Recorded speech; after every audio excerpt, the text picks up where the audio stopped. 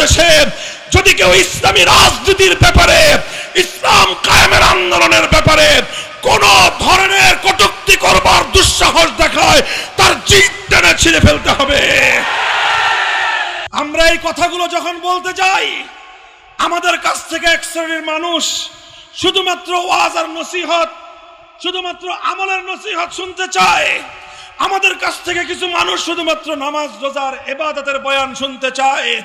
আমরা যখনই বৈষম্যের বিরুদ্ধে কথা বলি, আমরা যখন জুলুমের বিরুদ্ধে কথা বলি, আমরা যখন অন্যায় এবং অবিচারের বিরুদ্ধে কথা বলি, আমরা যখন জাতির স্বার্থ নিয়ে কথা বলি, তখনই আমাদের কণ্ঠ স্তব্ধ করে দেওয়ার জন্য পাশ্চাত্যের দালাল শক্তি, ইসলাম বিরোধী শক্তি তখন আমাদের কণ্ঠ চেপে ধরবার চেষ্টা করে।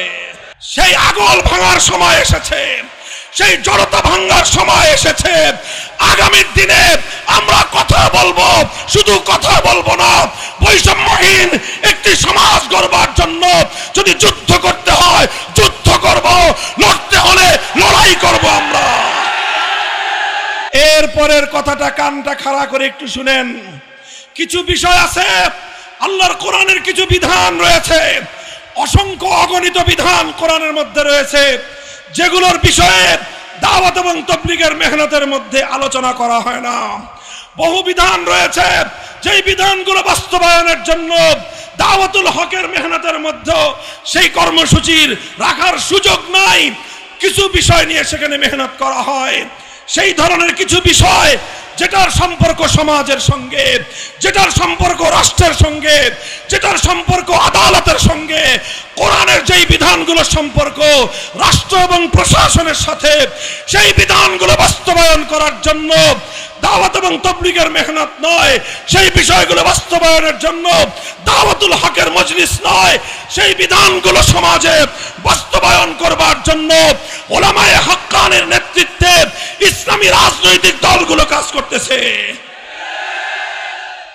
কাজেই তালিমে হিকমতের জন্য যেভাবে দাওয়াত এবং তাবলীগের মেহনত চলবে, তালিমে হিকমতের জন্য মজলিসে দাওয়াতুল হকের কাজ চলবে, একইভাবে উলামায়ে কেরামকে কথা বুঝতে হবে।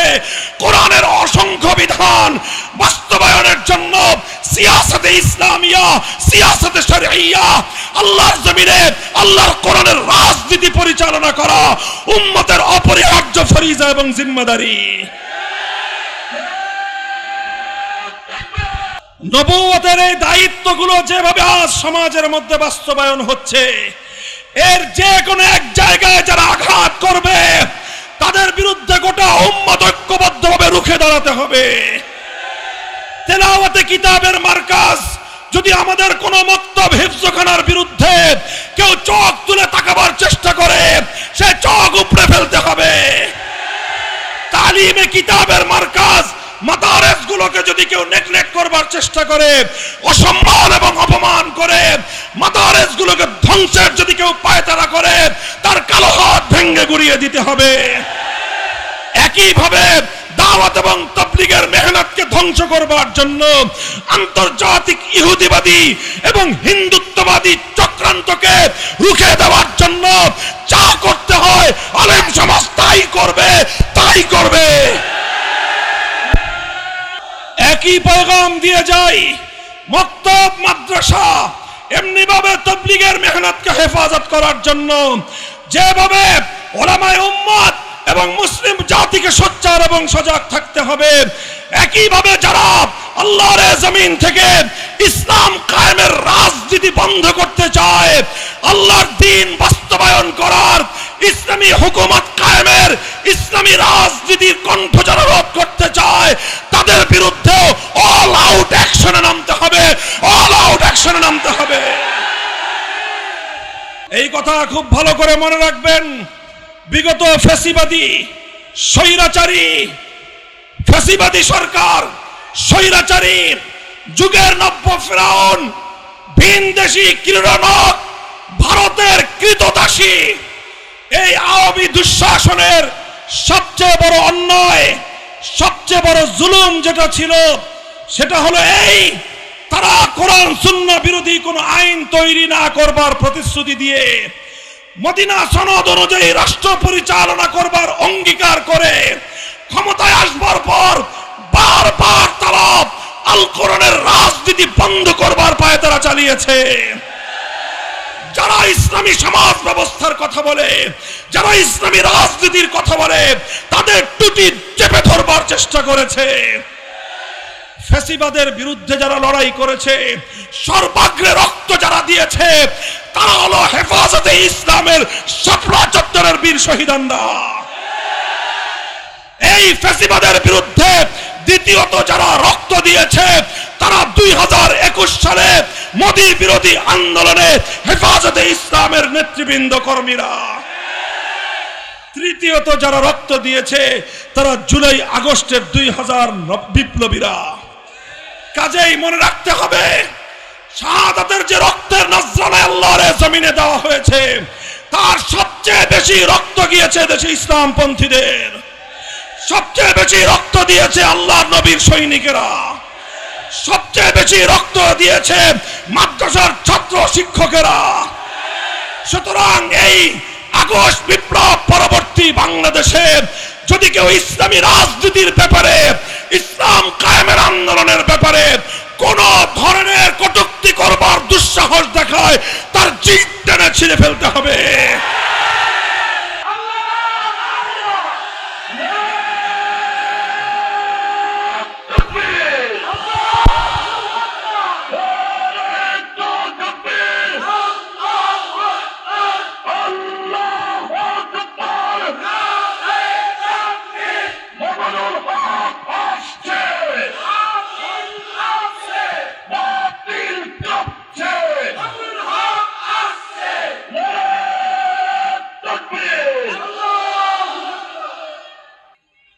আসসালামু আলাইকুম ওয়া রাহমাতুল্লাহ।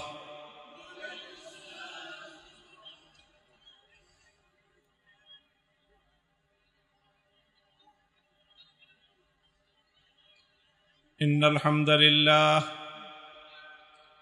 নাহমাদুহু ওয়া নাস্তাঈনুহু ওয়া নাস্তাগফিরুহু ওয়া নু'মিনু বিহি ওয়া নাতাওয়াক্কালু আলাইহি ونشهد أن لا إله إلا الله وحده لا شريك له ونشهد أن سيدنا ومولانا محمدا عبده ورسوله صلى الله تعالى عليه وعلى آله وأصحابه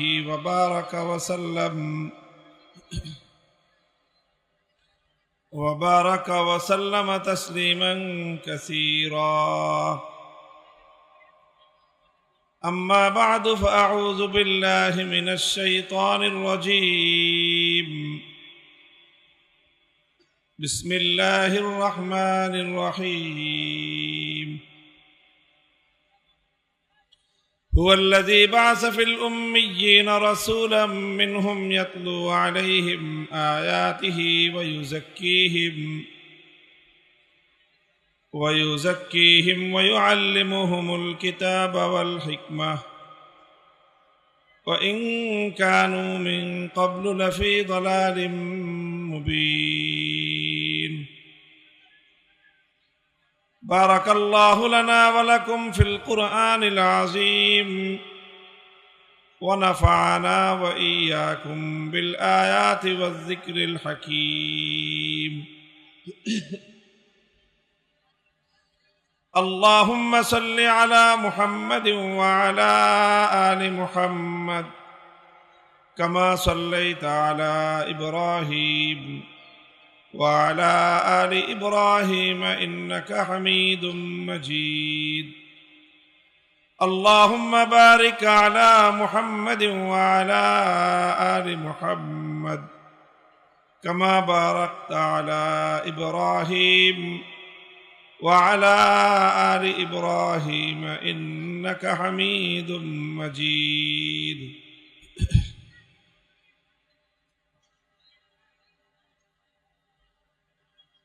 জামিয়াতুল মাদারিসিল কওমিয়া নোয়াখালী ও লক্ষ্মীপুরের উদ্যোগে আয়োজিত আজকের এই আজিমুস শান আন্তর্জাতিক ইসলামী মহাসম্মেলনে উপস্থিত সম্মানিত সদরে জলসা, উপস্থিত হযরত উলামায়ে কেরাম,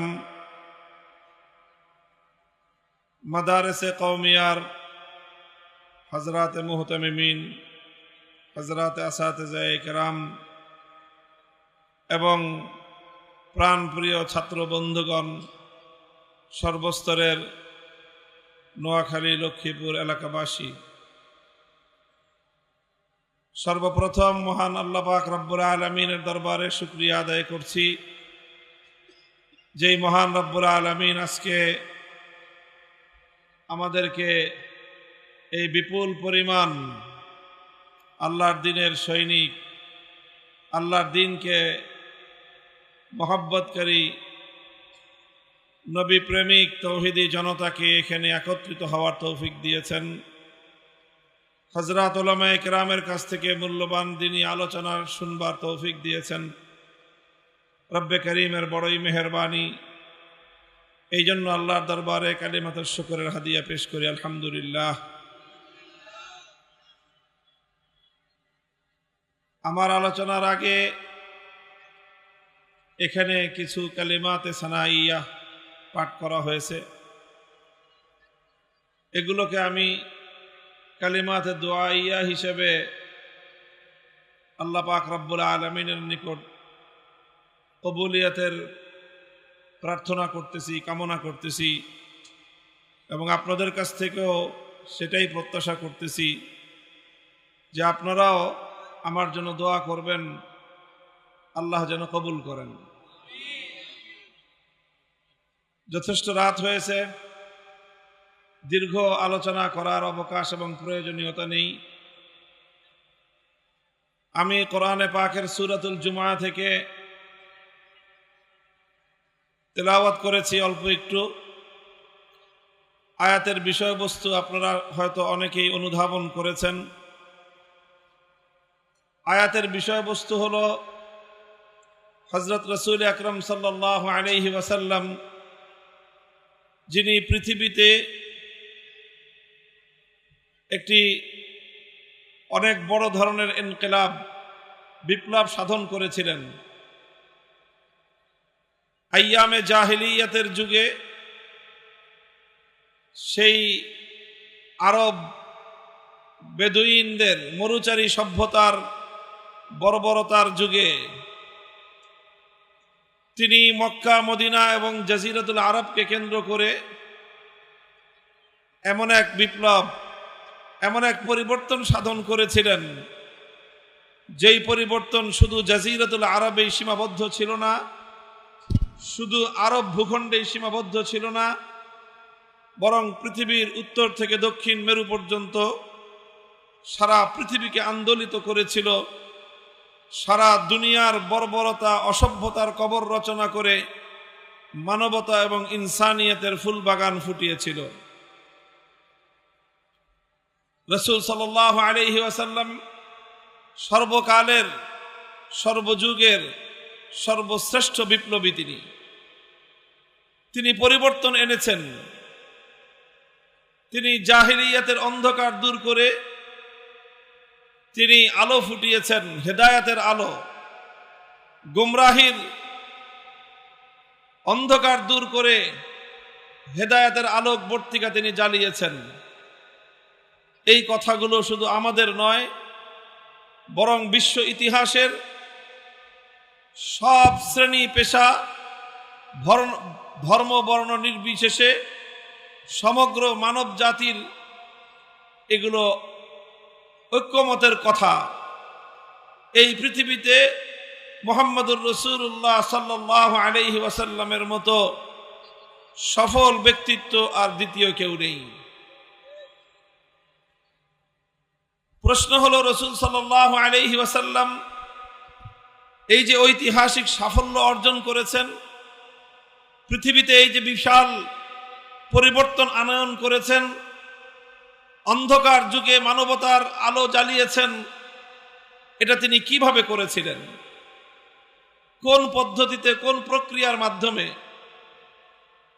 মুহতারাম হাজিরিন, আলোচ্য আয়াতের মধ্যে আল্লাহ পাক রব্বুল আলামিন সেই আলোচনাই করেছেন যে কিসের মাধ্যমে, কোন প্রক্রিয়ায় নবী আকরাম সাল্লাল্লাহু আলাইহি ওয়াসাল্লাম তিনি তার এই সফল পরিবর্তন, সফল ইনকিলাব, সফল বিপ্লব সাধন করেছিলেন কিসের মাধ্যমে?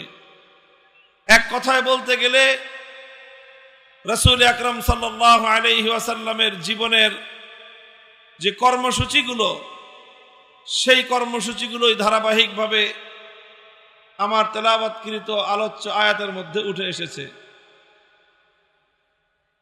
আমার তেলাওয়াতকৃত এই আয়াত, যেটা আমি সূরাতুল জুমআ থেকে তেলাওয়াত করেছি, ঠিক একই বিষয়বস্তুর আরেকটি আয়াত আল্লাহ পাক নাজিল করেছেন সূরাতুল বাকারার মধ্যে। সামান্য একটু শব্দের পার্থক্য, কিন্তু মূল বিষয়বস্তু একই। সূরাতুল বাকারার মধ্যে আল্লাহ পাক যে বিষয়গুলো বলেছেন খলিলুল্লাহ ইব্রাহিম আলাইহিস সালাতু ওয়াস সালামের দোয়া হিসেবে, আর সূরাতুল জুমআয় আল্লাহ পাক রব্বুল আলামিন সেই একই কথাগুলো বলেছেন ইব্রাহিম আলাইহিস সালাতু ওয়াস সালামের দোয়ার মঞ্জুরি এবং দোয়ার কবুল হওয়া হিসেবে। হযরত ইব্রাহিম আলা নবিয়্যিনা ওয়া আলাইহিস সালাতু ওয়াস সালাম তার সন্তান ইসমাঈল আলাইহিস সালামকে নিয়ে যখন মক্কার সেই মরু প্রান্তরে বাইতুল্লাহ তথা কাবাতুল্লাহ নির্মাণ করলেন, আল্লাহর হুকুমে তিনি বাইতুল্লাহ নির্মাণ করলেন। সেই বাইতুল্লাহকে আল্লাহ পাক রব্বুল আলামিন সারা পৃথিবীর মার্কাজ, সারা পৃথিবীর কেন্দ্রীয় মার্কাজে আল্লাহ পাক পরিণত করবেন, সেন্টার হবে সারা পৃথিবীর। সেই বাইতুল্লাহকে নির্মাণ করার জন্য ইব্রাহিম আলাইহিস সালামকে আল্লাহ হুকুম করেছিলেন। ইব্রাহিম আলাইহিস সালামের সামনে তখন মক্কার তৎকালীন সময়ের বাস্তবতা ছিল যে মক্কা নগরী এমন একটা জায়গা যেখানে শুধুমাত্র পাহাড় আর পাহাড়, চারিদিকে শুধু পাথুরে ভূমি, সেই পাহাড়ের উপত্যকা ছাড়া সেখানে আর কিছুই নাই। এক চিলতে মাটি পর্যন্ত সেই ভূমিতে নাই। কোনো ফল ফসল, ফুলের গাছ তো দূরের কথা, একটা সাধারণ ঘাস বা গাছ পর্যন্ত সেখানে উৎপন্ন হয় না। বিওয়াদিন গায়রি জি জারইন, সেই রকম কোনো ফল নাই, ফসল নাই, উৎপাদন নাই। সেখানে তেমন কোনো গুরুত্বপূর্ণ আকর্ষণীয় অন্য কোনো কিছু নাই যেটা সারা দুনিয়ার মানুষকে আকৃষ্ট করবে। বড় ধরনের কোনো জনবসতি নাই। এই অল্প কিছুদিন আগে এখানে ছোট্ট একটা বসতি গড়ে উঠেছে বনু জুরহুমের। তো এই বাইতুল্লাহ সারা দুনিয়ার মানুষের জন্য মারজা হবে, সারা দুনিয়ার মানুষের জন্য কেন্দ্রবিন্দুতে পরিণত হবে। এটা হবে কিভাবে? এমনি এমনিতে হওয়া সম্ভব নয়। কোনো বিল্ডিং দিয়ে মার্কাজ হয় না, কোনো ভবন দিয়ে, কোনো দালান কোঠা দিয়ে, কোনো ইমারত দিয়ে দুনিয়াতে কোনো জিনিসের কেন্দ্র বা মার্কাজ তৈরি হতে পারে না। মার্কাজ হওয়ার জন্য মার্কাজি কর্মসূচির প্রয়োজন হয়, কেন্দ্র হওয়ার জন্য কেন্দ্রীয় কর্মসূচির প্রয়োজন হয়। আর সেই কেন্দ্রীয় কর্মসূচি, মার্কাজি কর্মসূচি, এটা হাওয়া থেকে নেমে আসে না। সেটা সেই কেন্দ্রীয় কর্মসূচির জন্য, মার্কাজি কর্মসূচির জন্য প্রয়োজন হয় একজন মার্কাজি শখসিয়ত, কেন্দ্রীয় ব্যক্তিত্বের প্রয়োজন হয়। এই জন্য ইব্রাহিম আলাইহিস সালাতু ওয়াস সালাম বাইতুল্লাহ শরীফ নির্মাণ করে আল্লাহর কাছে দোয়া করলেন, রব্বানা ওয়াবাস ফীহিম রাসূলাম মিনহুম ইয়াতলু আলাইহিম আয়াতিকা ওয়া ইউআল্লিমুহুমুল কিতাবা ওয়াল হিকমাতা ওয়া ইউযাক্কিহিম ইন্নাকা আনতাল আজিজুল হাকীম। ইব্রাহিম আলাইহিস সালাম আল্লাহর কাছে দোয়া করলেন যে আল্লাহ, আপনি এই মক্কার অধিবাসীদের মধ্য থেকে একজন ব্যক্তিকে রাসূল হিসেবে প্রেরণ করেন, যেই রাসূল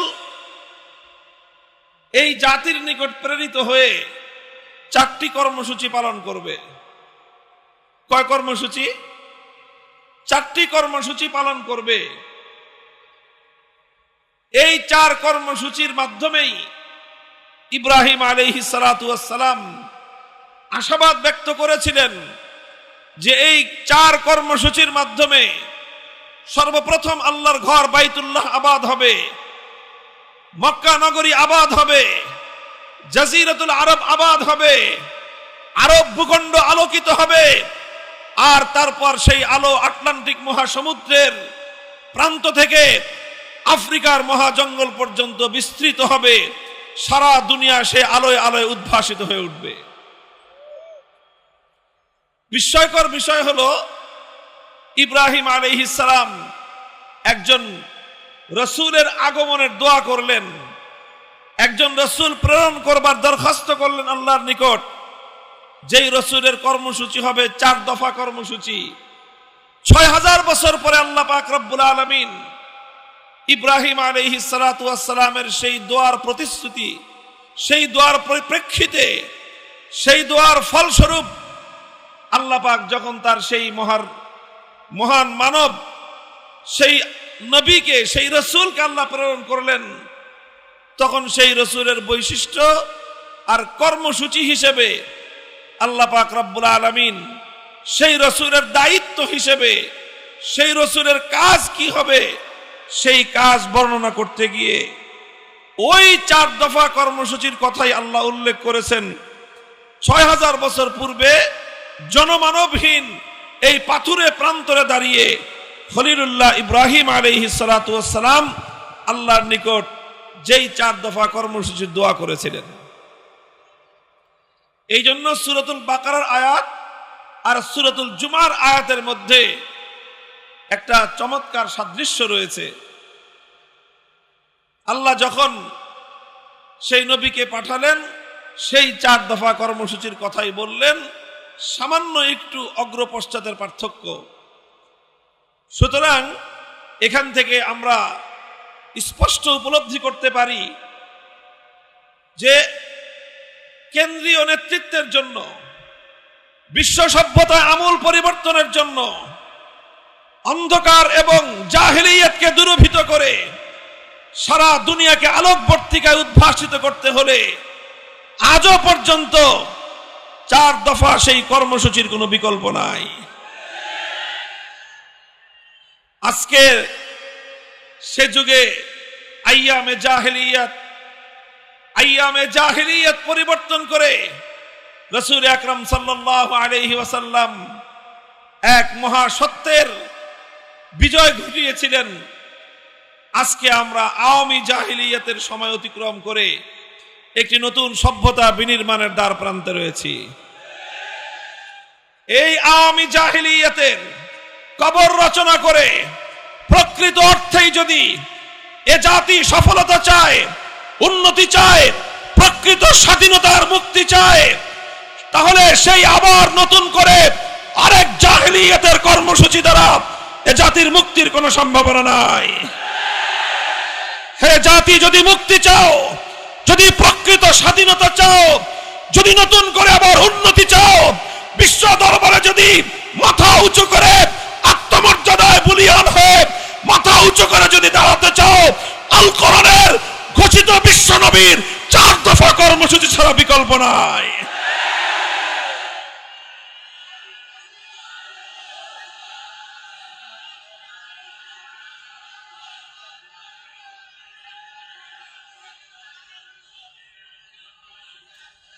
মুহতারাম হাজিরিন, খুব সংক্ষিপ্ত আলোকপাতের মাধ্যমে রাসূল আকরাম সাল্লাল্লাহু আলাইহি ওয়াসাল্লামের পালিত, অনুসৃত, বাস্তবায়িত সেই 4 দফা কর্মসূচির সংক্ষিপ্ত আলোকপাত করব এবং আজকের প্রেক্ষিতে সেই 4 দফার বাস্তবায়ন বিষয়ে আপনাদের সম্মুখে কিছু সুপারিশ আমাদের পক্ষ থেকে উপস্থাপন করব ইনশাআল্লাহ।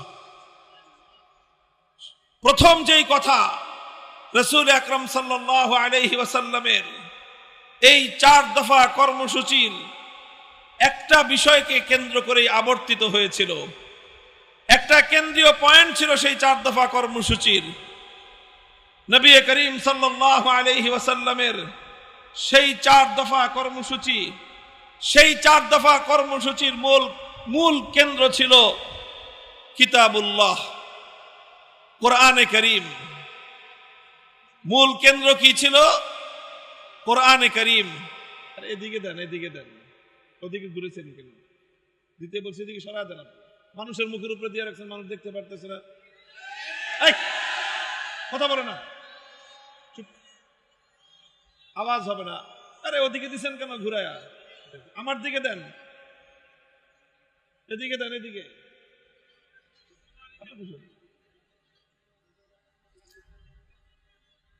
শব্দ করবেন না, শব্দ করবেন না। অনেক মানুষ, সবাই একটু একটু করে আওয়াজ করলে বিকট আওয়াজ হয়ে যায়, আলোচনার ধারাবাহিকতা ক্ষুণ্ণ হয়। আপনারা বুঝতে হবে, এটা খুব ভালো করে বুঝবেন।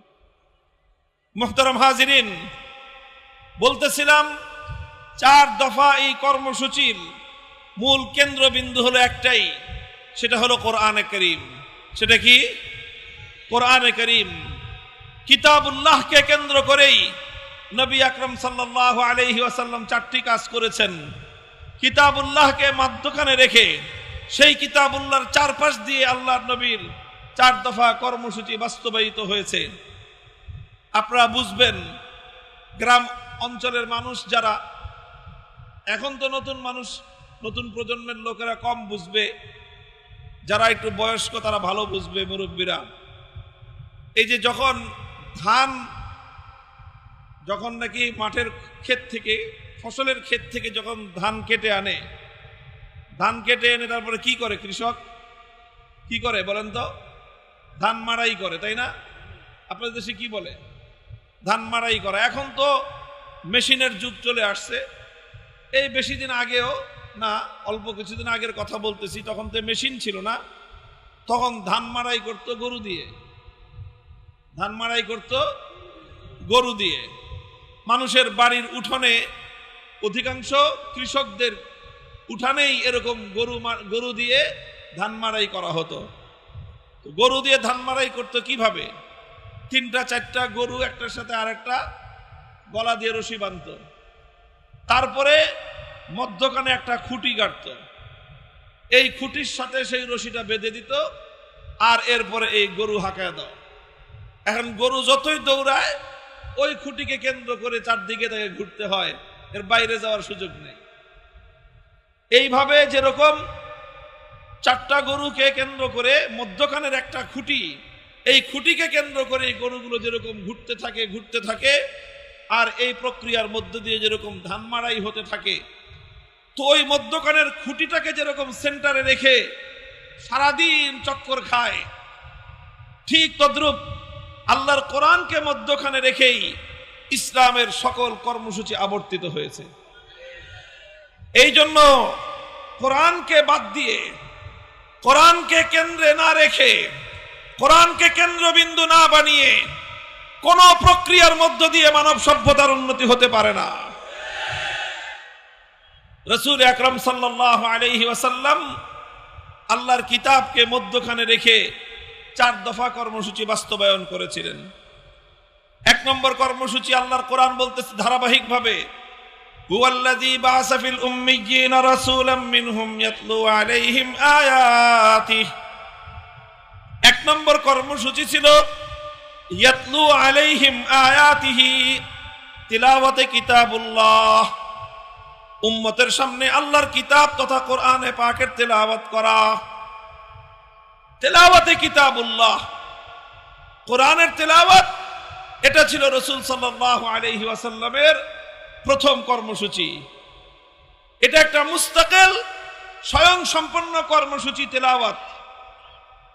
তেলাওয়াতে কিতাবুল্লাহ, বুঝে আসুক বা না আসুক, এর অর্থ এবং মর্ম ব্যাখ্যা কেউ বুঝতে পারুক বা না পারুক, সেগুলো পরের প্রশ্ন। শুধুমাত্র কোরআনের তেলাওয়াত, এটাই ছিল রাসূল সাল্লাল্লাহু আলাইহি ওয়াসাল্লামের সবচেয়ে বুনিয়াদী কর্মসূচি, প্রথম কর্মসূচি। জাহিলিয়াতের কুহেলিকা ভেদ করবার জন্য, জাহিলিয়াতের এই লৌহ প্রাচীরকে ভেঙে গুড়িয়ে দেওয়ার জন্য বিশ্বনবী মুহাম্মদ আরবি সাল্লাল্লাহু আলাইহি ওয়াসাল্লাম জাহিলিয়াতের দিলের মধ্যে সর্বপ্রথম যে আঘাত এনেছিলেন সে আঘাত ছিল আল্লাহর কোরআনে পাকের তেলাওয়াতের এই আওয়াজ ধ্বনি। কোরআনের তেলাওয়াতের মধ্যে আল্লাহ পাক রব্বুল আলামিন এই পাওয়ার, এই অ্যাকশন, এই প্রভাব আল্লাহ পাক রব্বুল আলামিন রেখে দিয়েছেন। অনেক মানুষ মনে করতে পারে বা অনেকে মনে করেও এরকম যে না বুঝে পড়লে, অনেকে আবার এটাকে একটু ব্যঙ্গাত্মক শব্দে বলে তোতা পাখির মতো শুধুমাত্র মুখে ঠোঁট নাড়ে আওড়ায় লাভটা কি? না, কোরআন সম্পর্কে এই কথা সঠিক নয়। এটা একটা বিভ্রান্তিমূলক কথা, এটা একটা মূর্খতাপূর্ণ কথা। কোরআন পৃথিবীর অন্যান্য গ্রন্থের মতো নয়। পৃথিবীর অন্য যে কোনো বিষয়বস্তুর গ্রন্থ, অন্য যে কোনো বিষয়বস্তুর বই পাঠ করলে, অর্থ না বুঝে পাঠ করলে কোনো উপকারিতা নাই। কেউ যদি সাহিত্যের বই পাঠ করে অর্থ যদি না বুঝে লাভ হবে না। কেউ যদি দর্শন শাস্ত্রের বই পাঠ করে অর্থ না বুঝলে উপকার পাবে না। কেউ যদি বিজ্ঞানের বই পাঠ করে অর্থ মর্ম না বুঝলে সে তার কোনো বৈজ্ঞানিক হতে পারবে না, বিজ্ঞান থেকে কোনো সে উপকৃত হতে পারবে না। কেউ যদি গল্পের বইও পড়ে অর্থ যদি না বুঝে গল্পের মাহাত্ম্য সে বুঝবে না। উপন্যাসের বইও যদি কেউ পড়ে অর্থ না বুঝলে উপন্যাসের চরিত্রগুলোকে সে ধারণ করতে পারবে না। পৃথিবীর অন্য সব বিষয়ের বেলায় এ কথা প্রযোজ্য। অর্থ না বুঝে শুধু বই পড়ে গেলে কোনো লাভ হবে না, কিন্তু এক্সেপ্ট আল্লাহর কোরআন, একমাত্র আল্লাহর কোরআনে পাক, যেটা এমন এক কিতাব, এটা অর্থ বুঝে পড়লে যেরকম এর অ্যাকশন হয়, এর প্রভাব তৈরি হয়, অর্থ বুঝে না পড়লেও শুধুমাত্র কোরআনের তেলাওয়াত এটাই এমন এক বৈপ্লবিক কর্মসূচি, মানুষের হৃদয়ের সমস্ত জড়তার দেয়াল ভেঙে গুড়িয়ে দিতে পারে। এই জন্য যারা পবিত্র কোরআনে কারীমকে অন্য সাধারণ গ্রন্থের উপর, অন্য সাধারণ পাঠের উপর যারা অনুমান করে বলে যে কোরআন না বুঝে পড়ে কি ফায়দা, কি লাভ, এটা তাদের অজ্ঞতা প্রসূত কথা। কোরআন বুঝতে হবে সেটা ভিন্ন কথা, কোরআনের মর্ম জানতে হবে সেটা ভিন্ন কথা, কিন্তু কোরআনের তেলাওয়াত এটা হলো একটা স্বয়ং সম্পন্ন কর্মসূচি এবং এটাই হলো রাসূল সাল্লাল্লাহু আলাইহি ওয়াসাল্লামের প্রথম এবং বুনিয়াদী কর্মসূচি। এই জন্য আল্লাহ পাক যখন কোরআনের তেলাওয়াতের কথা বলেছেন তখন এই শর্ত আরোপ করেননি যে কোরআন বুঝে তেলাওয়াত করতে হবে, বরং আল্লাহর নবীর প্রথম কর্মসূচি হিসেবে আল্লাহ পাক রব্বুল আলামিন দ্ব্যর্থহীন কণ্ঠে বলে দিয়েছেন, ইয়াতলু আলাইহিম আয়াতিহি হুয়াল্লাযী বা'আসা ফিল উম্মিয়্যিনা রাসূলাম মিনহুম ইয়াতলু আলাইহিম আয়াতিহি। তিলাওয়াতে কিতাবুল্লাহ এটা হলো মহানবী সাল্লাল্লাহু আলাইহি ওয়াসাল্লামের প্রথম এবং বুনিয়াদী কর্মসূচি। শুধু অর্থ ছাড়াও কোরআনে কারীমের তেলাওয়াত এটা মানুষের হৃদয়ের মধ্যে প্রভাব তৈরি করে। আলহামদুলিল্লাহ, ইতিহাস তার সাক্ষী। আজও যদি কোনো মানুষ, যে কোনো ব্যক্তি ধারাবাহিকভাবে যদি শুধুমাত্র আল্লাহর কোরআনের তেলাওয়াত শুনতে থাকে, আল্লাহর নামের শপথ করে আমি বলতে পারি তার হৃদয়ের বদ্ধ দুয়ারগুলো কোরআনের তেলাওয়াত যেভাবে খুলতে পারবে, পৃথিবীতে কোরআন ছাড়া আর কোনো কিছু নাই যেটা একজন মানুষের হৃদয়ের বদ্ধ দুয়ারকে উন্মুক্ত করে দিতে পারে। সিরাতের কিতাব, ইতিহাসের কিতাব, সিয়ারুস সাহাবা, সাহাবায়ে কেরামের ইতিহাসের কিতাবের মধ্যে লেখা হয়, আবু বকর সিদ্দিক রাদিয়াল্লাহু তাআলা আনহুর জীবনীতে লেখা হয়, বুখারী শরীফ সহ বিভিন্ন হাদিসের কিতাবের মধ্যে এই ওয়াকিয়া এবং এই ঘটনার বর্ণনা রয়েছে। একবার আবু বকর রাদিয়াল্লাহু আনহু মক্কা ছেড়ে তিনি চলে যাচ্ছেন। মক্কার একজন আরবের একজন প্রসিদ্ধ নেতা সর্দার ইবনুদ্দাগিনা তার নাম, ইবনুদ্দাগিনার সঙ্গে সাক্ষাৎ। ইবনুদ্দাগিনা আবু বকর সিদ্দিককে, আবু বকরকে জিজ্ঞাসা করলেন কোথায় যাচ্ছেন? আবু বকর বললেন যে মক্কায় থাকবো না। কেন থাকবেন না? মক্কার মানুষ আমাকে জ্বালা যন্ত্রণা দেয়, উত্ত্যক্ত করে, কষ্ট দেয়, নির্যাতন করে, এজন্য আমি মক্কা ছেড়ে চলে যাচ্ছি। ইবনুদ্দাগিনা বলল যে আবু বকর, আপনার মতো ভালো মানুষ, পরোপকারী মানুষ, আপনার মতো সোনার মানুষ যদি মক্কা ছেড়ে চলে যায়, এটা হবে মক্কা নগরীর জন্য এবং মক্কার অধিবাসীদের জন্য চরম লজ্জার বিষয়। কাজে আপনি মক্কা ছেড়ে যে যাবেন না, আপনার যা সমস্যা আমি সমাধান করে দেব, আপনি চলুন। ইবনু দাগিনা আবু বকর রাদিয়াল্লাহু আনহুকে নিয়ে মক্কায় ফিরে এলেন। মক্কার লোকদেরকে জড়ো করে জিজ্ঞাসা করলেন, বললেন যে তোমরা আবু বকরের সঙ্গে এমন দুর্ব্যবহার কেন করো? আবু বকর যদি মক্কা ছেড়ে চলে যায় তাহলে আরবের মধ্যে মক্কার বদনাম হবে, কলঙ্ক হবে। মানুষ বলবে মক্কার মানুষ দুষ্ট। আবু বকরের মতো সোনার মানুষ, মোমের মতো নরম মানুষটাও তাদের সঙ্গে থাকতে পারে না। সুতরাং আবু বকর মক্কায় থাকবে, তোমরা কেউ তাকে উত্ত্যক্ত করবে না। মক্কার লোকেরা বলেছিল, ঠিক আছে আবু বকর মক্কায় থাকুক, আমাদের কোনো আপত্তি নাই। সে যদিও আমাদের বাপদাদার ধর্ম ত্যাগ করে মুহাম্মাদের ধর্ম গ্রহণ করেছে, সেটাতেও আমরা আপত্তি করব না। সে মুহাম্মাদের ধর্মের দিকে মানুষদেরকে আহ্বান করে দাওয়াত দেয়, সেটাতেও না হয় আমরা আপত্তি করলাম না।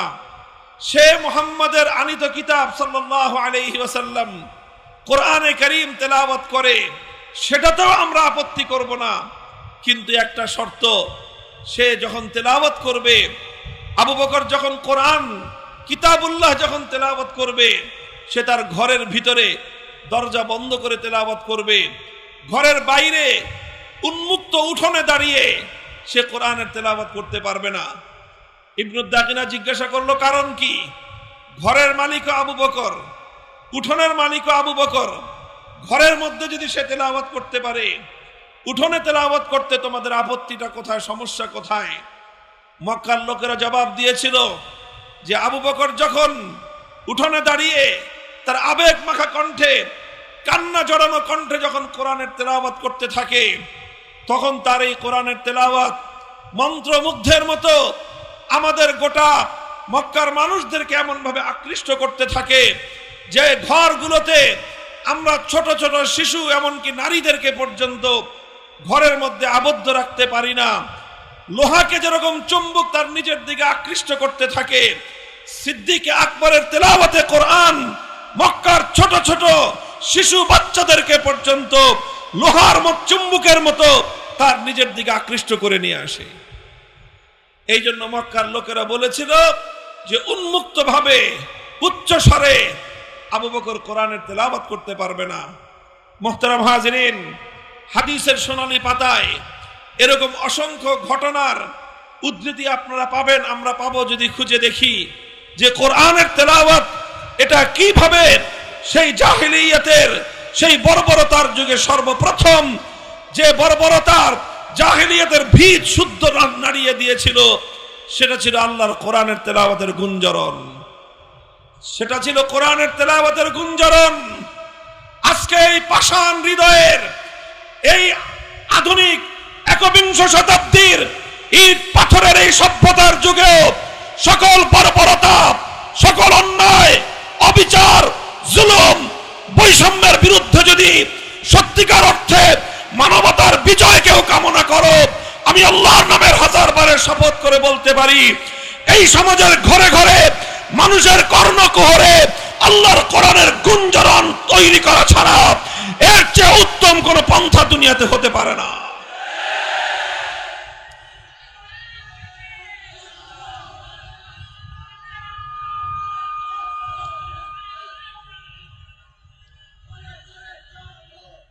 আলহামদুলিল্লাহ, নবী আকরাম সাল্লাল্লাহু আলাইহি ওয়াসাল্লামের সেই কর্মসূচি তেলাওয়াতে কিতাবুল্লাহ আজ আমাদের সমাজে আছে, টিকে আছে।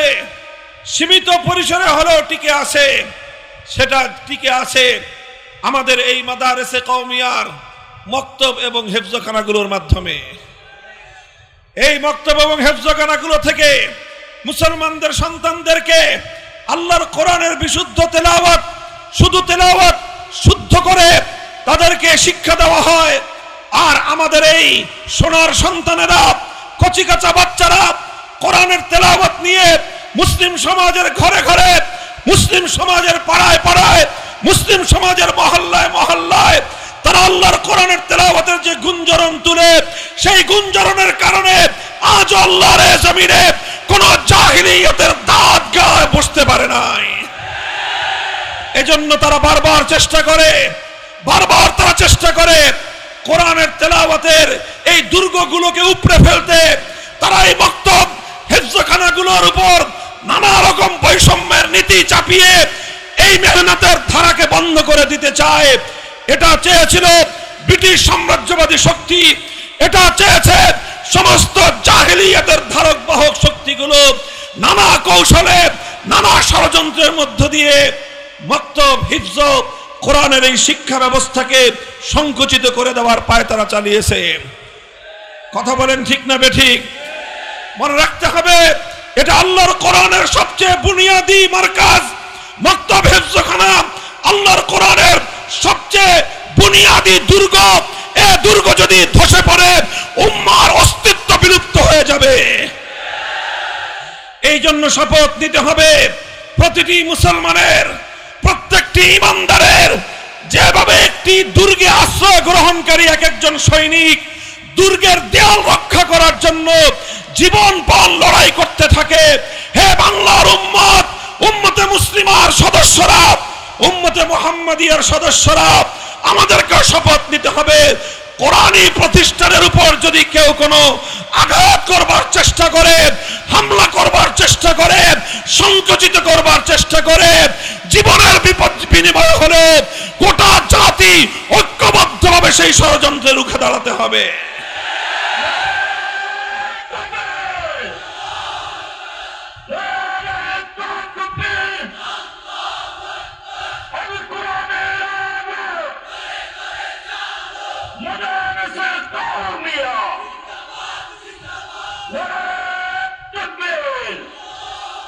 আমি আজ 5ই আগস্টের ঐতিহাসিক বিপ্লব পরবর্তী এই স্বাধীন বাংলার মাটিতে দাঁড়িয়ে আরেক ধাপ এগিয়ে কথা বলতে চাই। 100 বছর পর্যন্ত শুধু আমাদের মক্তব আর হিফজখানাগুলো এ জাতির মধ্যে আল্লাহর কোরআনের তেলাওয়াতের আমানত রক্ষা করবার ঐতিহাসিক দায়িত্ব পালন করেছে। এবার আমাদের আরো এক ধাপ অগ্রসর হওয়ার সময় এসেছে।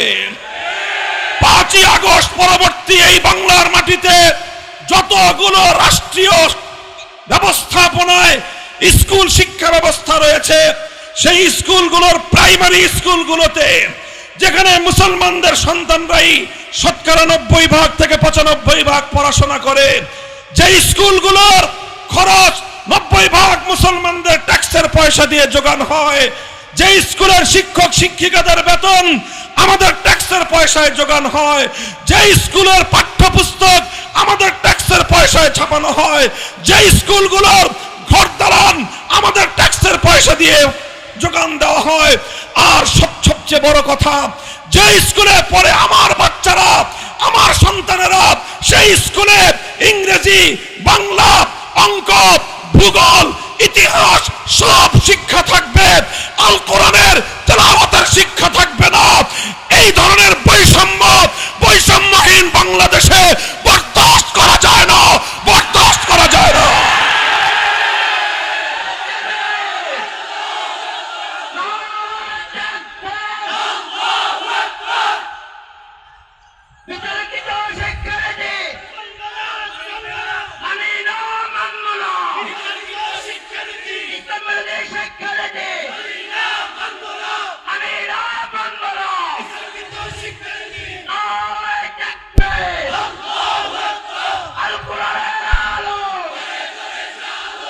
এই জন্য এটা আজ আমাদের গণদাবিতে পরিণত করতে হবে।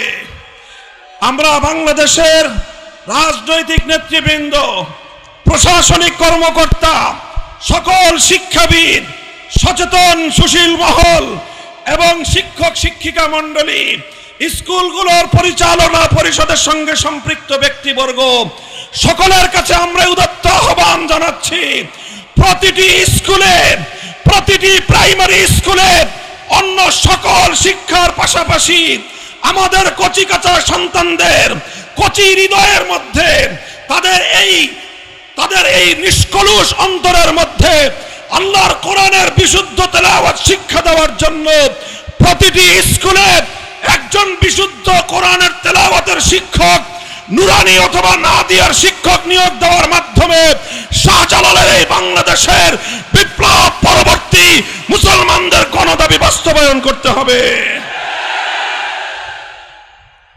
মুহতারাম হাজিরিন, এটা আমরা বলছি আজ, এই বলা শুরু করলাম, আমরা একটা একটা করে কথা উত্থাপন করছি, আর এভাবে আমরা লক্ষ্য করব, পর্যবেক্ষণ করব আমাদের কথাগুলো এই রাষ্ট্র ব্যবস্থা কতটুকু গুরুত্বের সঙ্গে পরিপালন করার উদ্যোগ গ্রহণ করে, সেটা পর্যবেক্ষণ করে আমরা আমাদের পরবর্তী পদক্ষেপ আমরা নির্ধারণ করব ইনশাআল্লাহ।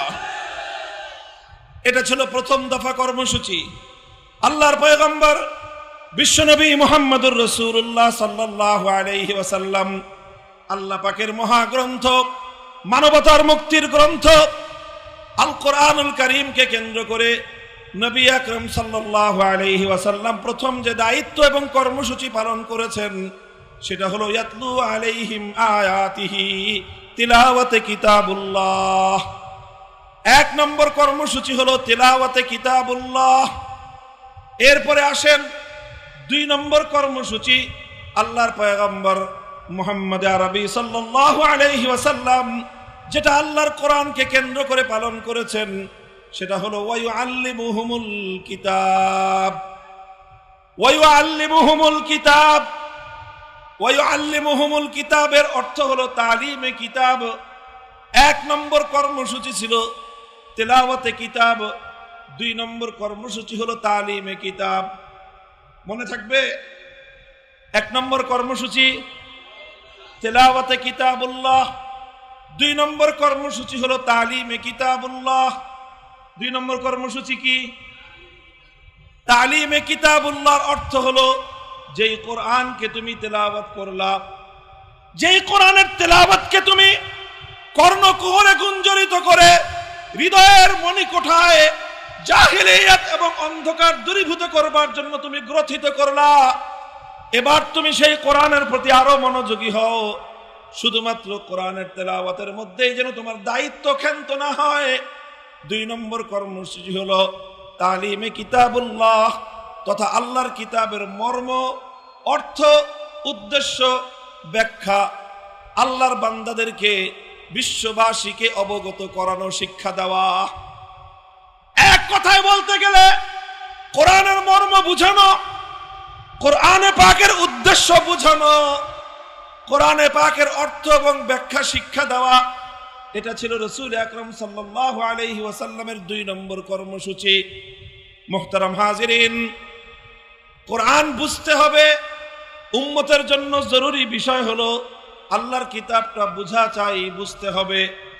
আলহামদুলিল্লাহ সুম্মা আলহামদুলিল্লাহ, এই উপমহাদেশের মাদারেসগুলো তালিমে কিতাবুল্লাহর জন্য 1-2 বছর নয়, 10 বছরের একটা বিশাল পাঠ্যসূচি নির্ধারণ করেছে।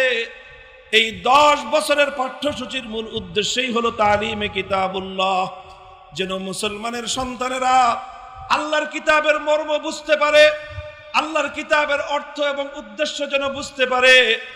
উদ্দেশ্য বুঝে তারা যেন এ জাতিকে বোঝাতে পারে, এ জাতিকে যেন তারা সতর্ক করতে পারে। প্রতিটি মানুষের মনে মনে, প্রতিটি মানুষের কানে কানে যেন তারা আল্লাহর কোরআনে পাকের পয়গামগুলো তারা পৌঁছে দিতে পারে। মক্তবের 2 বছর, হেফজখানার 3 বছর, 5 বছরের সিলেবাস তেলাওয়াতে কিতাবুল্লাহর জন্য। এরপরে ইবতিদায়ী থেকে মারহালাতুত তাকমিল পর্যন্ত 10 বছরের নিসাব পাঠ্যসূচি হলো তালিমে কিতাবুল্লাহর জন্য, অর্থাৎ আল্লাহর কিতাবকে, আল্লাহর কিতাবের মর্ম এবং তার অর্থ নিজেরা বুঝে জাতিকে বোঝানোর জন্য। বলেন কথা ঠিক না বেঠিক? আলহামদুলিল্লাহ, এই মাদারেসে কওমিয়ার মাধ্যমে কিতাবুল্লাহর যে তালিম তারা নিজেরা অর্জন করছে। লক্ষ লক্ষ জাতির সন্তানরা কোরআনে পাকের সঠিক জ্ঞান, পূর্ণাঙ্গ জ্ঞান যদি এই জমিনে শিক্ষা অর্জন করে থাকে, তাহলে তার সবচেয়ে বড় অবদান এদেশের কওমি মাদারেসের। জাতির প্রয়োজন, মুসলমানদের প্রয়োজন। আল্লাহর কোরআন শুধুমাত্র আলেমদের জন্য নাজিল হয় নাই, আল্লাহর কোরআন শুধুমাত্র কওমি মাদ্রাসার হুজুরদের জন্য নাজিল হয় নাই। আল্লাহর কোরআন নাজিল হয়েছে গোটা সমগ্র মানব জাতির জন্য। কথা বলেন ঠিক না বেঠিক?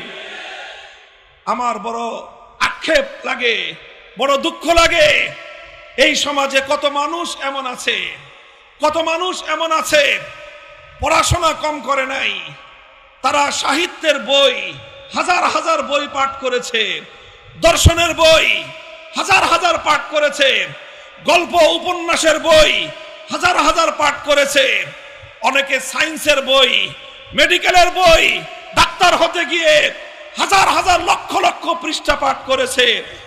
কিন্তু একজন মুসলমানের সন্তান, মুসলমান, তাকে যদি জিজ্ঞাসা করা হয় আল্লাহর কোরআন শুরু থেকে শেষ পর্যন্ত, সূরা ফাতিহা থেকে সূরা নাস পর্যন্ত পূর্ণ কোরআনে আল্লাহ কি বলেছেন, অন্তত একবার কোরআনে পাকের অনুবাদটা কি আপনি পড়েছেন, আপনি পাঠ করেছেন? এই প্রশ্ন করলে আজ আমাদের জাতির কাছ থেকে যে জবাব আসবে সেই জবাবটা হবে চরম হতাশাজনক জবাব। অথচ উলামায়ে কেরাম চেষ্টা করছেন তাফসীরুল কোরআন মাহফিলগুলোর মাধ্যমে উলামায়ে উম্মত জাতির কাছে কোরআনের মর্ম পৌঁছানোর চেষ্টা করছেন।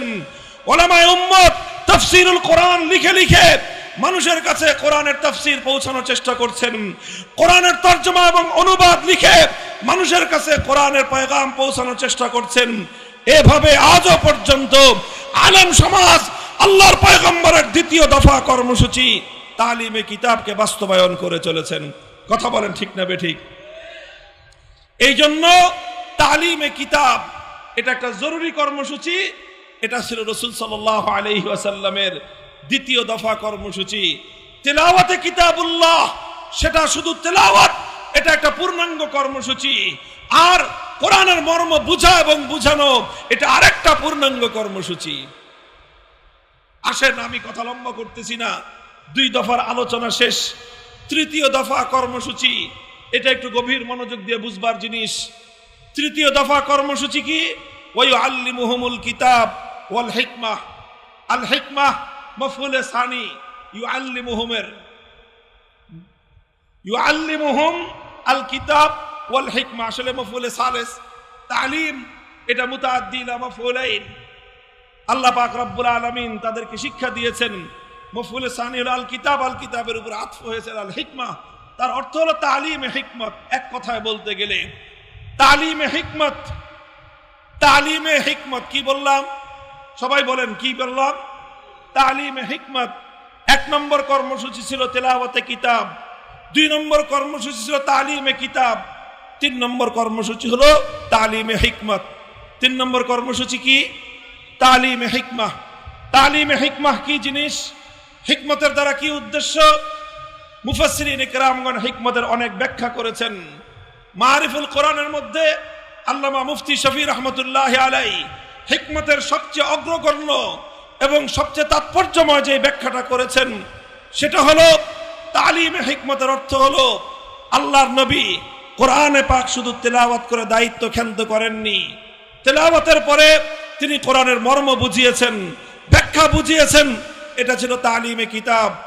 আল্লাহর নবী শুধুমাত্র কোরআনের মর্ম, কোরআনে পাকের ব্যাখ্যা শুধু বলে বলে মানুষকে বুঝিয়ে দিয়ে দায়িত্ব ক্ষান্ত করেন নাই, বরং কোরআনের ব্যাখ্যা বুঝানোর পর, কোরআনের মর্ম ব্যাখ্যা করার পরে আল্লাহর নবীর তিন নম্বর দায়িত্ব হলো তালিমে হিকমত। তালিমে হিকমতের অর্থ হলো যেই আয়াত তেলাওয়াত করলা, কোরআনের যে অংশ তুমি ব্যাখ্যা করে মর্ম বুঝালা, এবার তিন নম্বর দায়িত্ব হলো কোরআনে পাকের সেই আয়াতের অর্থ, সেই আয়াতের বিধান, সেই আয়াতের যেই কথা, সেই বিধানটাকে কার্যে পরিণত করার মাধ্যমে আমলি ভাবে উম্মতকে দেখিয়ে শিক্ষা দেওয়া, এটার নামই হলো তালিমে হিকমত। অর্থাৎ এক কথায় বলতে গেলে কোরআনে পাকের প্র্যাকটিক্যাল করা। যারা জেনারেল শিক্ষার্থী বা জেনারেল শিক্ষার সাথে পরিচিত তারা খুব ভালো করে জানেন জেনারেল শিক্ষায় অনেক সাবজেক্ট এমন আছে যেগুলো শুধুমাত্র বই পড়ার মাধ্যমে, লেকচার শোনার মাধ্যমে সেই পড়াশোনাগুলো আয়ত্ত করা যায় না, বরং লেকচার শোনার পর সেটাকে আয়ত্ত করতে হলে প্র্যাকটিক্যাল করতে হয়। প্রত্যেকটা মেডিকেল কলেজে, প্রত্যেকটা ক্লাসরুমের সাথে একটা করে প্র্যাকটিক্যাল ল্যাবরেটরি থাকে। সেখানে শিক্ষার্থীরা প্রথমে শিক্ষকদের কাছ থেকে বই পড়ে, লেকচার শুনে, বক্তব্য শুনেই তারা ডাক্তার হতে পারে না, বরং যে বিষয়টা বইয়ের মধ্যে পড়ানো হলো, লেকচারের মধ্যে যে বক্তব্যটা তাদেরকে শোনানো হলো, সেটাকে পরিপূর্ণ বোঝানোর জন্য ল্যাবরেটরিতে নিয়ে তাদেরকে প্র্যাকটিক্যাল দেখানো হয়। প্রত্যেকটা মেডিকেলে ল্যাবরেটরি থাকে। মানব দেহের মাথা থেকে পা পর্যন্ত প্রত্যেকটা অঙ্গ প্রত্যঙ্গের নমুনা থাকে। তখন শিক্ষকরা ছাত্রদেরকে তার প্র্যাকটিক্যাল নমুনা দেখায় মানব দেহ সম্পর্কে, মানব দেহের চিকিৎসা সম্পর্কে পূর্ণাঙ্গ শিক্ষা তারা দান করেন। ঠিক তেমনি ভাবে আল্লাহর কোরআনে পাক এটা যতটা না থিওরিটিক্যাল গ্রন্থ, তার চেয়ে বেশি কোরআনে পাক এটা হলো একটা প্র্যাকটিক্যাল গ্রন্থ। কোরআনে পাক এটা কি? এটা প্র্যাকটিক্যাল গ্রন্থ। কোরআন শুধুমাত্র তেলাওয়াত শুনে আর শুধুমাত্র তাফসীর এবং ব্যাখ্যা শুনে আল কোরআনকে পরিপূর্ণ কেউ অনুধাবন করতে পারবে না। কোরআনকে অনুধাবন করতে হলে, কোরআনকে উপলব্ধি করতে হলে, কোরআনের হক আদায় করতে হলে, কোরআনের মর্ম এবং কোরআনের ব্যাখ্যা শুনবার পর যেই জিনিসটা জরুরি সেটা হলো প্র্যাকটিক্যাল ভাবে কোরআনের এক একটা জিনিসের আমল এটা লক্ষ্য করতে হবে, শিক্ষা অর্জন করতে হবে। এটাই হলো তালিমে হিকমত। রাসূল আকরাম সাল্লাল্লাহু আলাইহি ওয়াসাল্লাম কোরআনে পাক সম্পর্কে ৩ নম্বর দায়িত্বটা পালন করেছেন। উদাহরণস্বরূপ আল্লাহর কোরআনে আয়াত নাজিল হলো আকিমুস সালাত, আল্লাহর নবী আকিমুস সালাত তেলাওয়াত করলেন, ১ নম্বর দায়িত্ব পালন হলো। এরপরে সালাতের অর্থ বুঝালেন যে সালাত কাকে বলা হয়, সালাত ইবাদতটা কেমন ভাবে আদায় করতে হয়।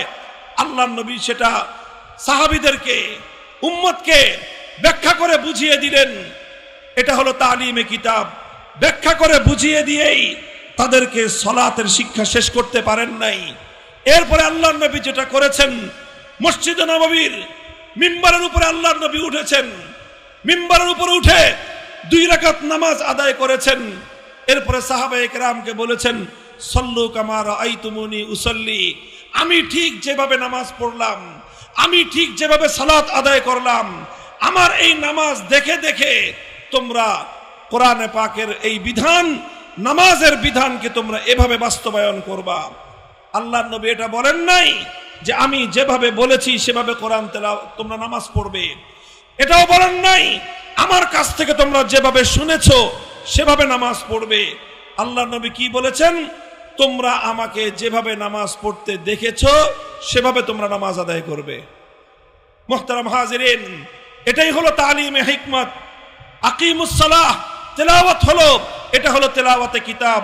সালাতের অর্থ কি, ইকামতের অর্থ কি বুঝিয়ে দিলেন, এটা হলো তালিমে কিতাব।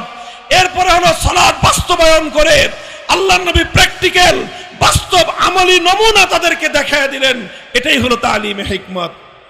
মুহতারাম হাজিরিন, শুধুমাত্র নামাজের বিধান নয়, শুধু ইবাদতের বিধান নয়, রাসূল আকরাম সাল্লাল্লাহু আলাইহি ওয়াসাল্লাম কোরআনে পাকের প্রত্যেকটা বিধান এভাবে প্র্যাকটিক্যাল বাস্তবায়ন করেই উম্মতের কাছে তিনি তার দায়িত্ব পালন করেছেন।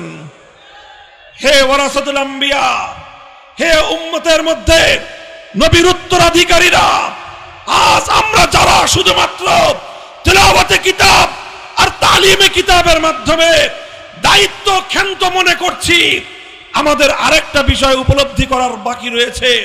সেটা হলো আল্লাহর কোরআনের যেই বিধানগুলো বাস্তবায়ন না করলে কোরআনের সেই বিধানগুলোর হক আদায় হয় না, দাবি আদায় হয় না। সেই আয়াতগুলোর, কোরআনের সেই বিধানগুলো একটা একটা করে সমাজে, ব্যক্তি জীবনে, পরিবার জীবনে, সমাজ জীবনে বাস্তবায়ন করা, এটাও উম্মতের ঐতিহাসিক জিম্মাদারি। এই জিম্মাদারি আদায় না করলে তালিমে হিকমতের দায়িত্ব ক্ষান্ত হবে না।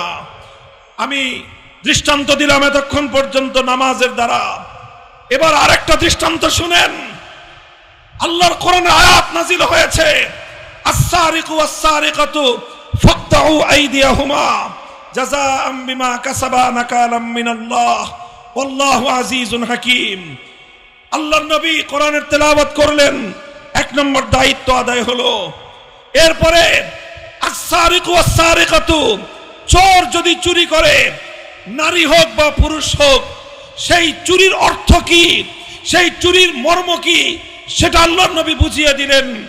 সংরক্ষিত স্থান থেকে কমপক্ষে 10 দিরহাম মূল্যমানের কোন সম্পদ যদি কোনো ব্যক্তি মালিকের অনুমতি ছাড়া তার অগোচরে যদি সংরক্ষিত জায়গা থেকে 10 দিরহামের মূল্যবান কোন সম্পত্তি কেউ নিয়ে নেয়, এটাকে ইসলামের পরিভাষায় বলা হবে চুরি। আর এই ধরনের চুরি করবার পর যদি এই চুরির অপরাধ আদালতের সামনে, বিচারকের সামনে যথাযথ সাক্ষীর মাধ্যমে প্রমাণিত হয়, সেক্ষেত্রে আল্লাহর কোরআনের বিধান হলো ফাকতাউ আইদিয়াহুমা, চোর নারী হোক বা পুরুষ হোক, অপরাধ প্রমাণিত হওয়ার সঙ্গে সঙ্গে তার হাত কেটে ফেলতে হবে। কোরআনের এই আয়াত আল্লাহর নবী তেলাওয়াত করে দায়িত্ব ক্ষান্ত করেন নাই, শুধুমাত্র অর্থ ব্যাখ্যা করে নবী তার দায়িত্ব ক্ষান্ত করেন নাই, বরং যখনই আল্লাহর জমিনে চুরির মতো অপরাধ সংগঠিত হয়েছে, আল্লাহর পয়গম্বরের ভূমিকা তখন কি ছিল? বুখারী শরীফের হাদিসের কিতাব উল্টান। আল্লাহর নবী যখন মক্কা বিজয় করলেন, মক্কা বিজয়ের পরের দিন পবিত্র মক্কা নগরীতে চুরির ঘটনা ঘটল। একজন মানুষ চুরি করলো, চুরি করেছে, ধরা পড়লো। ধরা পড়ার পর দেখা গেল যে চুরি করেছে সে একজন মহিলা মানুষ, সাধারণ কোনো মহিলা নয়, সম্ভ্রান্ত বংশের একজন মহিলা, নাম হলো তার ফাতেমা। এই ফাতেমা হলো বনু মখজুম গোত্রের ফাতেমা মখজুমিয়া। বনু মখজুম হলো নবী করিম সাল্লাল্লাহু আলাইহি ওয়াসাল্লামের দাদির গোষ্ঠী, অর্থাৎ শুধু কুরাইশ নয়, বরং কুরাইশের মধ্যেও সম্ভ্রান্ত একটা পরিবারের মেয়ে হলো এই ফাতেমা, যে চুরি করে ধরা পড়েছে। ফাফাজিয়া কওমুহা ইলা উসামা ইবনে যায়েদিন, তখন ফাতেমার সম্প্রদায় কুরাইশ বনু মখজুম তারা দুশ্চিন্তায় পড়ে গেল, এখন যদি কোরআনের বিধান বাস্তবায়িত হয়, এই মেয়েটার হাত কাটা যাবে, হাত কাটা যাবে একটা মেয়ের, নাক কাটা যাবে গোটা বংশের। এজন্য গোটা বংশ, গোটা পরিবার তারা বিচলিত হয়ে পড়ল, কিভাবে এই হাত কাটা বন্ধ করা যায়। তারা তদবির শুরু করলো। উসামা ইবনে যায়েদ, যাকে আল্লাহর নবী অত্যন্ত বেশি ভালোবাসতেন, সম্পর্কে নবীজির নাতি পালক পুত্র যায়েদ ইবনে হারেসার ছেলে উসামা ইবনে যায়েদ, সেই বনু মখজুম গোত্রের লোকজন উসামা ইবনে যায়েদকে গিয়ে তদবির করার জন্য, সুপারিশ করার জন্য বলল। উসামা তাদের পক্ষ থেকে আল্লাহর নবীর কাছে গিয়ে সুপারিশ করলো। নবীজিকে যে বলল যে ইয়া রাসূলুল্লাহ, একটা চুরির মামলা আসবে আপনার নিকট, এই চুরির যে বিবাদিনী, তার যে অপরাধী, সে একজন মহিলা মানুষ, নাম তার ফাতেমা, সাধারণ কোনো মহিলা নয়, তার সঙ্গে আপনার ব্লাড কানেকশন রয়েছে, আপনার রক্তের সম্পর্ক, আপনার দাদির পরিবারের লোক সে। সুতরাং যদি তার হাত কাটা যায়, শুধু বনু মখজুম গোত্রের সম্মান যাবে তা নয়, বরং তাদের সঙ্গে সঙ্গে আপনার সম্মান, আপনার প্রেস্টিজও হ্যাম্পার হবে। সুতরাং আপনি ওই মেয়েটাকে বাঁচানোর জন্য কোনো ব্যবস্থা করবেন। হাদিসের পাতার মধ্যে লেখা হয়, নবী হুঙ্কার দিয়ে উঠলেন, গর্জন দিয়ে উঠলেন, নবীর চেহারার রং পরিবর্তন হয়ে গেল। ফাতালাওয়ানা ওয়াজহু রাসূলিল্লাহি সাল্লাল্লাহু আলাইহি ওয়াসাল্লাম, আমার নবীর চেহারার রং লাল রক্তবর্ণ ধারণ করলো। নবীজি রাগে ক্ষোভে ফুঁসতে আরম্ভ করলেন, আর উসামাকে এক জোরে হুঙ্কার দিয়ে ধমক দিলেন, আতাশফাউ ফি হাদ্দিম মিন হুদুদিল্লাহ, উসামা, আল্লাহর কোরআনের বিধান বাস্তবায়ন হবে, সেখানে তুমি তদবির নিয়ে আসছো, খবরদার তোমাকে যেন আর কোনোদিন আমি এই ধরনের তদবির করতে না দেখি। আল্লাহর নবী ধমক দিয়ে উসামাকে নিবৃত্ত করলেন, সংশোধন করে দিলেন। নবীজি বুঝতে পারলেন অপরাধ শুধু উসামার একার নয়, তদবির আর এই সুপারিশ শুধু উসামার একার নয়। উসামা বালক মানুষ, অল্প বয়স্ক মানুষ, আমার স্নেহের মানুষ হিসেবে সাহস করেছে, আমার কাছে এসেছে, কিন্তু এই উসামার পিছনে গোটা কওম, আমার জাতি জড়িত। উসামার পিছনে আমার পরিবার বনু মাখজুম, আমার বংশ কুরাইশ জড়িত। সুতরাং ধমক শুধু উসামা একাকে দিলে হবে না, সংশোধন করতে হবে গোটা সভ্যতার, সংশোধন করতে হবে গোটা জাতির, গোটা জাতিকে ব্যাপারে সতর্ক করতে হবে। আল্লাহ নবী এলান করলেন জাতির উদ্দেশ্যে তিনি ভাষণ দিবেন। নবীর ভাষণ হবে পবিত্র বাইতুল্লাহ শরীফের সামনে। ফালাম্মা কানাল আশিয়্যু কামা রাসূলুল্লাহ সাল্লাল্লাহু আলাইহি ওয়াসাল্লাম, বিকেল বেলা আসরের নামাজের পরে বাইতুল্লাহর সামনে দাঁড়িয়ে কাবার চত্বরে গোটা জাতিকে সমবেত করে মুহাম্মদ আরবি সাল্লাল্লাহু আলাইহি ওয়াসাল্লাম ঘোষণা করলেন, ইতিহাস লেখে, ইতিহাসের সোনালী পাতায় লেখা, আজও পৃথিবীতে অনেক জাতির নেতা, অনেক জাতির প্রেসিডেন্ট, প্রধানমন্ত্রী, বিশ্ব নেতারা বিশ্ব মানবতাকে লক্ষ্য করে জাতির উদ্দেশ্যে ভাষণ দেয়। আর আমার নবী মুহাম্মদ আরবি সাল্লাল্লাহু আলাইহি ওয়াসাল্লাম মক্কায় খেলাফত ব্যবস্থা কায়েম করার পর, কোরআনের রাজ কায়েম করার পরে তিনি একটা ভাষণ দিয়েছিলেন। ইতিহাস পাঠকদেরকে বলবো, কম্পেয়ার করে দেখো, তুলনা করে দেখো। আল্লাহর নবী বললেন, হে আমার জাতি শুনে রাখো, ইন্নামা হালাকান নাস, ইন্নামা হালাকা মান কানা ক্বাবলাকুম ইযা সারাকা ফীহিমুদ দাঈফ আকামু আলাইহিল হাদ ওয়া ইযা সারাকা ফীহিমুশ শরীফ তারাকুহু। তোমাদের পূর্ববর্তী অনেক জাতিকে আল্লাহ পাক রব্বুল আলামিন ধ্বংস করে দিয়েছেন। তাদের অপরাধ ছিল একটা অপরাধ, সেই অপরাধের কারণে আল্লাহ পাক অনেক জাতির নাম নিশানা পৃথিবীর বুক থেকে নিশ্চিহ্ন করে দিয়েছেন। তাদের অপরাধ ছিল তাদের মধ্যে যখন কোনো প্রভাবশালী ব্যক্তি চুরি করত, অপরাধ করত, কোন প্রভাবশালী ব্যক্তি, সম্ভ্রান্ত পরিবারের কেউ, কোন সম্পদশালী মানুষ, কোন ক্ষমতাবান মানুষ, কোন মন্ত্রীর দুলাভাই, কোন এমপির শালা, কোন নেতার ভগ্নিপতি, অথবা কোন নেতার আপনজন, কোন বড় নেতা নেত্রীর সন্তান, এই জাতীয় মানুষ যখন চুরি করত, অপরাধ করত, তখন তারা নানাভাবে ঘুরিয়ে পেঁচিয়ে সেই সম্ভ্রান্ত শক্তিমান প্রভাবশালী লোকদেরকে তারা মুক্ত করে দিত। ওয়াইজা সারাকা ফীহিমুদ দাঈফ আকামু আলাইহিল হাদ। আর ওই একই অপরাধ যখন সমাজের মধ্যে কোনো দুর্বল মানুষ করত, কোনো খেটে খাওয়া মেহনতি মানুষ, কৃষক, শ্রমিক, রিকশাওয়ালা, ঠেলাগাড়ি চালক, নৌকার মাঝি, রাস্তার টোকাই, এই ধরনের দুর্বল মানুষরা যখন কোনো অপরাধ করত, যেই অপরাধে মন্ত্রীর দুলাভাইয়ের বিচার হয় নাই, যেই অপরাধে এমপির শালার বিচার হয় নাই, যেই অপরাধে শিল্পপতির বিচার হয় নাই, যেই অপরাধে নেতা নেত্রীর বিচার হয় নাই, সেই অপরাধ দুর্বল, গরিব, মেহনতি মানুষ করবার পর তার উপরে আইনের শাসন 100 ভাগের জায়গায় 200 ভাগ কায়েম করা হতো। আল্লাহর নবী বললেন, যখন সমাজের মধ্যে বৈষম্য তৈরি হয়, যখন সমাজে বৈষম্য তৈরি হয়, একই অপরাধ করার পরে একজনের বিচার হয় না, আর একজন বছরের পর বছর কারাগারে অন্ধকার প্রকোষ্ঠে দিন গুজরান করে। যখন একই অপরাধ করবার কারণে সরকারি দলের লোকদের বিচার হয় না, বিরোধী দলের লোকজন যুগের পর যুগ তাদেরকে কারাগারে অন্ধকার প্রকোষ্ঠে সাজা খাটতে হয়। একই অপরাধ করলে প্রধানমন্ত্রীর সন্তানের বিচার হয় না, বিরোধী নেত্রীর সন্তানের বিচার হয়। এই যখন সমাজের মধ্যে বৈষম্য তৈরি হয়, সমাজে যখন বৈষম্য তৈরি হয়, আল্লাহর রাসূল বলতেছেন, হালাকান নাস, এই বৈষম্য এমন এক অপরাধ, এই বৈষম্য যেই সমাজে কায়েম হয়, যেই সমাজে বৈষম্য দেখা দেয়, আল্লাহ পাক রব্বুল আলামিন সেই সমাজকে ধ্বংস করে দেন। মুহতারাম হাজিরিন, সুতরাং আল্লাহর নবীর পরে যেই কথাটা বললেন, সে কথা যদি হাদিসের কিতাবে, সহিহ হাদিসে বর্ণিত না থাকতো, বুখারীর হাদিসে যদি বর্ণিত না থাকতো, মুখে উচ্চারণ করতে আমরা সাহস পেতাম না। আল্লাহর নবী বললেন, ওয়াল্লাহ লাউ আন্না ফাতিমাতা বিনত মুহাম্মাদিন সারাকাত লাকাতাতু ইয়াদাহা।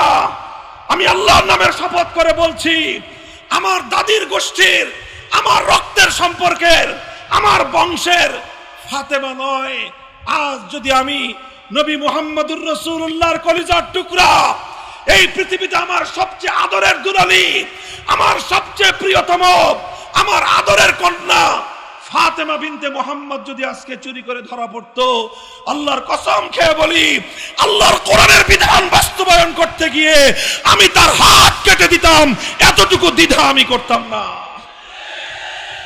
হে মুসলমান, হে উম্মতে মুহাম্মাদিয়া, হে কোরআনের ধারক বাহক, কোথায় আজ তোমরা ঘুমিয়ে আছো? বৈষম্যহীন সমাজ গড়া এটা শুধুমাত্র বৈষম্য বিরোধী ছাত্র নেতৃবৃন্দের দায়িত্ব নয়। মনে রাখবে, আবার বলছি, বৈষম্যহীন সমাজ গড়া, বেইনসাফপূর্ণ সমাজ গড়া, বেইনসাফি, জুলুম, শোষণ, স্বৈরতন্ত্রের বিরুদ্ধে লড়াই করা এটা শুধু বৈষম্য বিরোধী ছাত্র নেতৃবৃন্দের দায়িত্ব নয়, এটা সর্বপ্রথম দায়িত্ব তাদের যাদের পক্ষে আল্লাহ পাক রব্বুল আলামিন আসমানি কিতাবের ইলম রেখেছেন। এটা সর্বপ্রথম দায়িত্ব তাদের যাদেরকে আল্লাহ পাক ওয়ারাসাতুল আম্বিয়া, নবীর আম্বিয়াদের ওয়ারিস এবং উত্তরাধিকারের গৌরব এবং মর্যাদা দিয়েছেন। আল্লাহর কোরআন কি বলেছে? সূরাতুল হাদীদ পড়ো, তেলাওয়াত করো। কেন আল্লাহ পাক যুগে যুগে কিতাব নাজিল করেছেন? কোরআন দুনিয়াতে কেন এসেছে? আদম আলাইহিস সালাম থেকে নিয়ে আখেরি নবী মুহাম্মদুর রাসূলুল্লাহ সাল্লাল্লাহু আলাইহি ওয়াসাল্লাম পর্যন্ত সমস্ত নবী দুনিয়াতে কোন মাকসাদে এসেছেন? উসুলি মাকসাদে বিআসাতে আম্বিয়া কি? আল্লাহর কোরআন বলতেছে, লাকাদ আরসালনা রুসুলানা বিল বায়িনাত ওয়া আনজালনা মাআহুমুল কিতাবা ওয়াল মিজান লিয়াকুমান নাসু বিল কিসত। আল্লাহ বলেন, যুগে যুগে আমি আসমানি কিতাব নাজিল করেছি, আসমানি শরীয়ত নাজিল করেছি, আমি আমার সমস্ত নবী রাসূলদেরকে প্রেরণ করেছি। তার অন্যতম একটা উদ্দেশ্য হলো লিয়াকুমান নাসু বিল কিসতি, মানব সমাজের মধ্যে ইনসাফ কায়েম করা, মানুষের সমাজে ইনসাফ কায়েম করা। সুতরাং বেইনসাফের বিরুদ্ধে লড়াই করা, জুলুমের বিরুদ্ধে লড়াই করা, বৈষম্যের বিরুদ্ধে লড়াই করা সর্বপ্রথম তাদের দায়িত্ব যাদের বুকে কোরআনে পাকের ইলম রয়েছে। সর্বপ্রথম তাদের দায়িত্ব যাদেরকে আল্লাহ পাক আম্বিয়ায়ে কেরামের ওয়ারিস, নবুয়তের উত্তরাধিকারী দিয়েছেন। মুহতারাম হাজিরিন, তেলাওয়াতে কিতাব এটা যেমনি ভাবে ওয়ারাসাতুল আম্বিয়াদের দায়িত্ব, তালিমে কিতাব এটা যেমনি ভাবে ওয়ারাসাতুল আম্বিয়াদের দায়িত্ব, একই ভাবে তালিমে হিকমত করতে গিয়ে বৈষম্যহীন সমাজ গড়বার জন্য যা করতে হয় তাই করা আলেমদের জিম্মাদারি।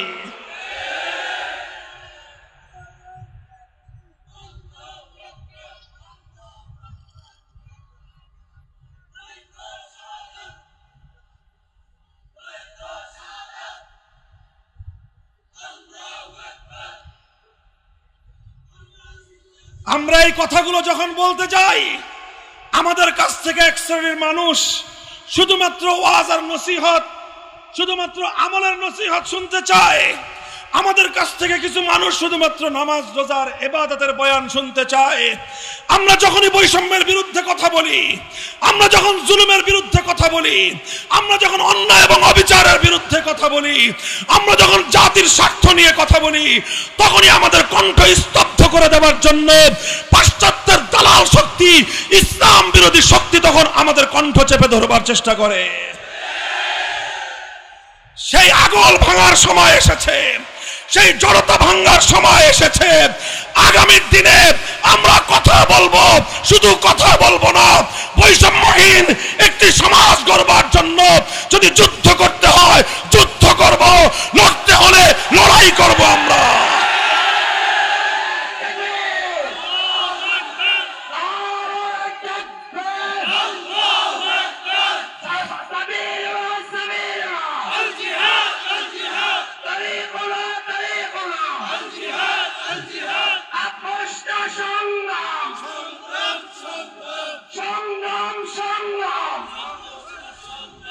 এই বসেন বসেন, এই কথা খুব সংক্ষেপ, আর কয়েকটা কথা।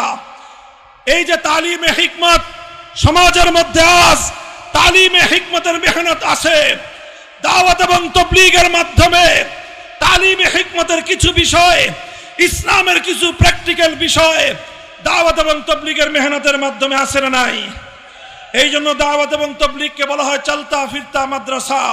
এখানে শুধুমাত্র থিওরি শেখানো হয় না, এখানে রাত দিন 24 ঘন্টা একজন মুমিনের জিন্দগির আমলি প্র্যাকটিস করানো হয়। এটাই হলো তালিমে হিকমত। তালিমে হিকমতের আরেকটা প্ল্যাটফর্ম হলো দাওয়াতুল হক। এখানেও মানুষকে কোরআনে পাকের প্রত্যেকটা বিষয়ের উপর আল্লাহর পয়গম্বরের জিন্দগি থেকে প্র্যাকটিক্যাল আমলি নমুনা শেখানো হয়। কথা বলেন ঠিক না বেঠিক? এরপরের কথাটা কানটা খাড়া করে একটু শুনেন। কিছু বিষয় আছে, আল্লাহর কোরআনের কিছু বিধান রয়েছে, অসংখ্য অগণিত বিধান কোরআনের মধ্যে রয়েছে, যেগুলোর বিষয়ে দাওয়াত এবং তাবলীগের মেহনতের মধ্যে আলোচনা করা হয় না। বহু বিধান রয়েছে যেই বিধানগুলো বাস্তবায়নের জন্য দাওয়াতুল হকের মেহনতের মধ্যে সেই কর্মসূচির রাখার সুযোগ নাই। কিছু বিষয় নিয়ে সেখানে মেহনত করা হয়।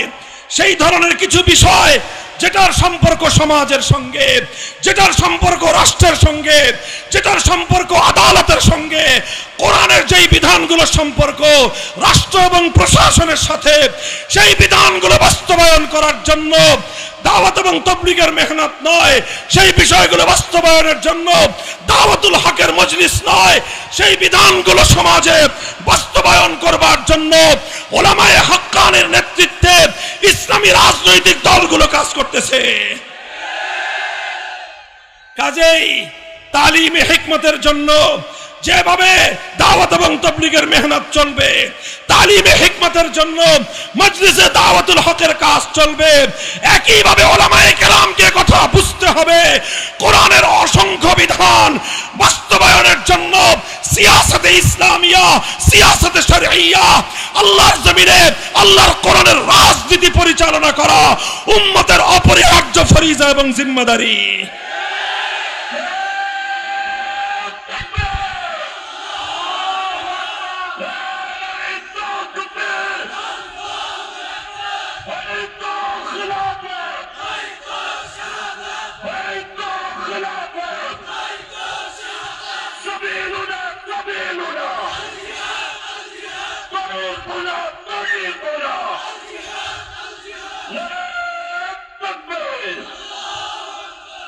নবুয়তের এই দায়িত্বগুলো যেভাবে আজ সমাজের মধ্যে বাস্তবায়ন হচ্ছে, এর যে কোনো এক জায়গায় যারা আঘাত করবে তাদের বিরুদ্ধে গোটা উম্মত ঐক্যবদ্ধভাবে রুখে দাঁড়াতে হবে। তেলাওয়াতে কিতাবের মার্কাজ যদি আমাদের কোন মক্তব হিফজখানার বিরুদ্ধে কেউ চোখ তুলে তাকাবার চেষ্টা করে, সে চোখ উপড়ে ফেলতে হবে। তালিমে কিতাবের মার্কাজ মাদারেস গুলোকে যদি কেউ নেগলেক্ট করবার চেষ্টা করে, অসম্মান এবং অপমান করে মাদারেস গুলোকে ধ্বংসের যদি কেউ পায়তারা করে, তার কালো হাত ভেঙে গুড়িয়ে দিতে হবে। একইভাবে দাওয়াত এবং তাবলীগের মেহনতকে ধ্বংস করবার জন্য আন্তর্জাতিক ইহুদিবাদী এবং হিন্দুত্ববাদী চক্রান্তকে রুখে দেওয়ার জন্য যা করতে হয় আলেম সমাজ তাই করবে, তাই করবে।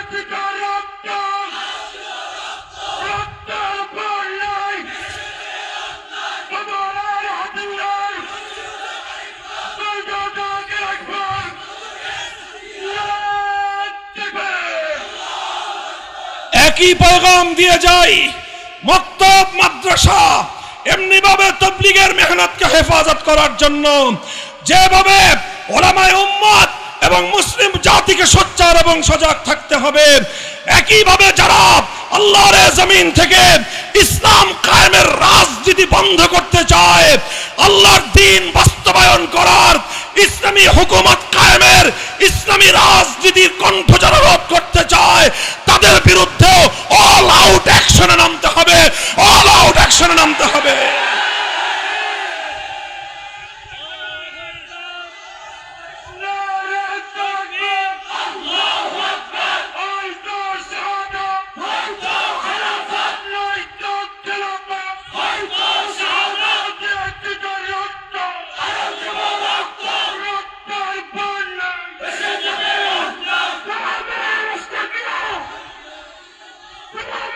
Stop you!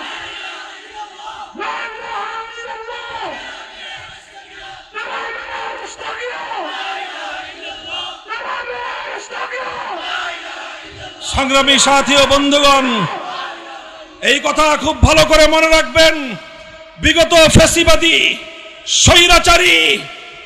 ফ্যাসিবাদী সরকার, স্বৈরাচারী যুগের নব্য ফেরাউন, ভিনদেশী ক্রীড়নক, ভারতের কৃতদাসী, এই আওয়ামী দুঃশাসনের সবচেয়ে বড় অন্যায়, সবচেয়ে বড় জুলুম যেটা ছিল সেটা হলো এই, তারা কোরআন সুন্নাহ বিরোধী কোনো আইন তৈরি না করবার প্রতিশ্রুতি দিয়ে মদিনা সনদ অনুযায়ী রাষ্ট্র পরিচালনা করবার অঙ্গীকার করে ক্ষমতায় আসবার পর বারবার তারা আল কোরআনের রাজনীতি বন্ধ করবার পায়তারা চালিয়েছে। যারা ইসলামী সমাজ ব্যবস্থার কথা বলে, যারা ইসলামী রাজনীতির কথা বলে, তাদের টুটি চেপে ধরবার চেষ্টা করেছে। ফ্যাসিবাদের বিরুদ্ধে যারা লড়াই করেছে, সর্বাগ্রে রক্ত যারা দিয়েছে, তারা হলো হেফাজতে ইসলামের শাপলা চত্বরের বীর শহীদানরা। এই ফ্যাসিবাদের বিরুদ্ধে দ্বিতীয়ত যারা রক্ত দিয়েছে, তারা 2021 সালে মোদী বিরোধী আন্দোলনে হেফাজতে ইসলামের নেতৃবৃন্দ কর্মীরা। তৃতীয়ত যারা রক্ত দিয়েছে, তারা জুলাই আগস্টের 2000 বিপ্লবীরা। কাজেই মনে রাখতে হবে, শাহাদাতের যে রক্তের নজরানা আল্লাহর জমিনে দেওয়া হয়েছে, তার সবচেয়ে বেশি রক্ত গিয়েছে দেশে ইসলামপন্থীদের, সবচেয়ে বেশি রক্ত দিয়েছে আল্লাহর নবীর সৈনিকেরা, সবচেয়ে বেশি রক্ত দিয়েছে মাদ্রাসার ছাত্র শিক্ষকেরা। সুতরাং এই আগস্ট বিপ্লব পরবর্তী বাংলাদেশে যদি কেউ ইসলামী রাজনীতির ব্যাপারে, ইসলাম কায়েমের আন্দোলনের ব্যাপারে কোন ধরনের কটূক্তি করবার দুঃসাহস দেখায়, তার জিভ টেনে ছিঁড়ে ফেলতে হবে।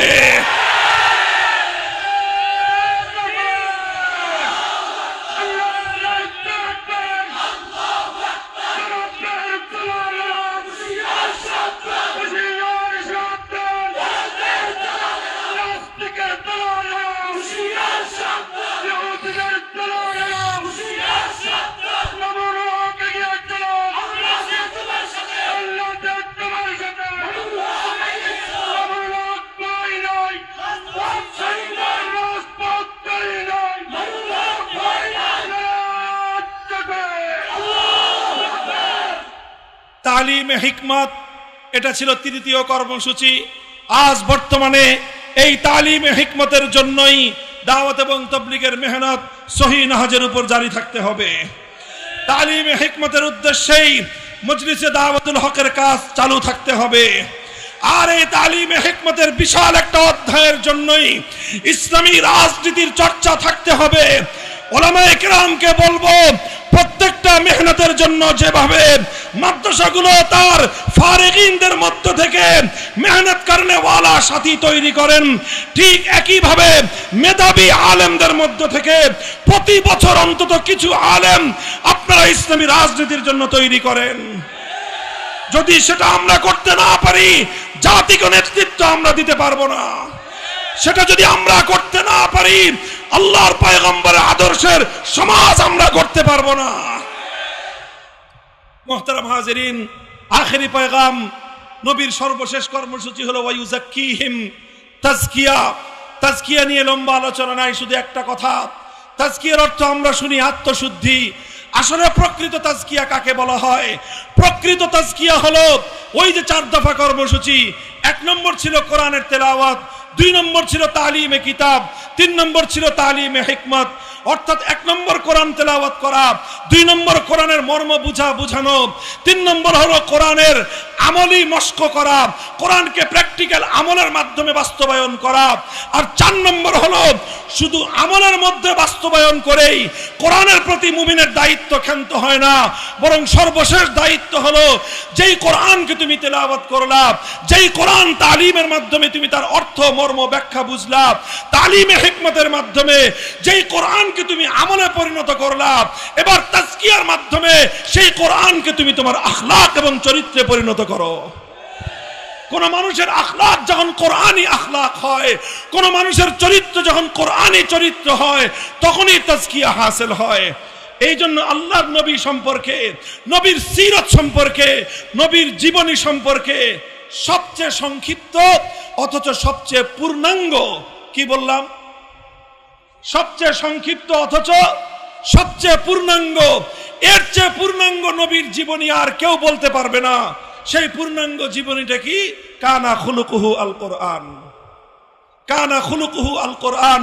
আমার নবীর জীবন কেমন ছিল, আমার নবীর চরিত্র কেমন ছিল, আমার নবীর চলাফেরা কেমন ছিল, আমার নবীর উঠা বসা কেমন ছিল, আমার নবীর কথাবার্তা কেমন ছিল, সব প্রশ্নের একই জবাব, কানা খুলুকুহু আল কোরআন। কোরআন যা বলেছে আমার নবীর চরিত্র সেটাই ছিল। তাজকিয়ার মাধ্যমে কোরআনী আখলাক তৈরি করতে হবে। প্রস্তুত থাকবো তো ইনশাআল্লাহ। এই তাজকিয়ার মাধ্যমে উম্মতের মধ্যে কোরআনী আখলাক পয়দা করার জন্য উলামায়ে হাক্কানি, মাশায়েখে আযম তারা তরিকতের মেহনতের নামে, তাসাউফের মেহনতের মাধ্যমে, খানকাহি মেহনতের মাধ্যমে উম্মতের মধ্যে আজও কোরআনী আখলাক পয়দা করবার চেষ্টা তারা করে যাচ্ছেন। এই সবগুলো মেহনত আমার আর তোমার মেহনত। কথা বলো ঠিক না বেঠিক? এই সবগুলো মেহনত নবীওয়ালা মেহনত। কথা বলো ঠিক না বেঠিক? তেলাওয়াতে কিতাব এটাও নবীওয়ালা মেহনত, তালিমে কিতাব এটাও নবীওয়ালা মেহনত, তালিমে হিকমতের জন্য দাওয়াত ও তাবলীগ এটাও নবীওয়ালা মেহনত, তালিমে হিকমতের জন্য দাওয়াতুল হক এটাও নবীওয়ালা মেহনত, তালিমে হিকমতের জন্য ইসলামী সিয়াসত এটাও নবীওয়ালা মেহনত, তালিম তাজকিয়ার জন্য খানকাহি মেহনত এটাও নবীওয়ালা মেহনত। পূর্ণাঙ্গ কর্মসূচি যদি আমরা বাস্তবায়ন করতে পারি, পূর্ণাঙ্গ ইসলামী সমাজ কায়েম হবে। রাজি আছেন? রাজি? প্রস্তুত থাকবেন তো ইনশাআল্লাহ? শুধু কথায়, শুধু কথায় না কাজে। কাজে যদি করতে হয় কখনো মাথার ঘাম পায়ে ফেলতে হবে, ঘাম ঝরানো মেহনত করবেন তো। কখনো রাতের অন্ধকারে আল্লাহ দরবারে সেজদায় লুটিয়ে পড়ে চোখের অশ্রু নাজরানা দিতে হবে, চোখের অশ্রু ফেলে আল্লাহর কাছে কান্নাকাটি করবেন তো। এরপরে আসবে যখন ঘাম দিয়ে, অশ্রু দিয়ে চূড়ান্ত মাকসাদ আসবে না, চূড়ান্ত সফলতা যখন আসবে না, তখন প্রয়োজন হলে প্রয়োজনে বুকের শাহাদাতের রক্ত দিতে হবে। শহীদ ঈদগাহে জামায়াত হওয়ার জন্য কারা কারা প্রস্তুত থাকবে ইনশাআল্লাহ?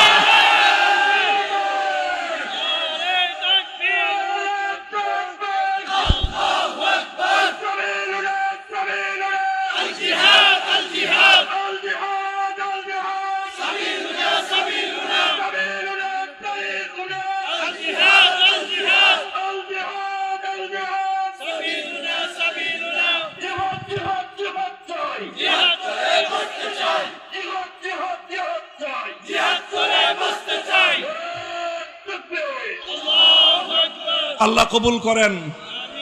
এগুলা কি শুধু মুখের কথার কথা, শুধু গলার জোরের কথা, শুধু মাঠে ময়দানের কথা না? এগুলো শপথ আর অঙ্গীকার। বলেন, শপথ আর অঙ্গীকার কার সাথে? কার সাথে এই অঙ্গীকার? কার সাথে?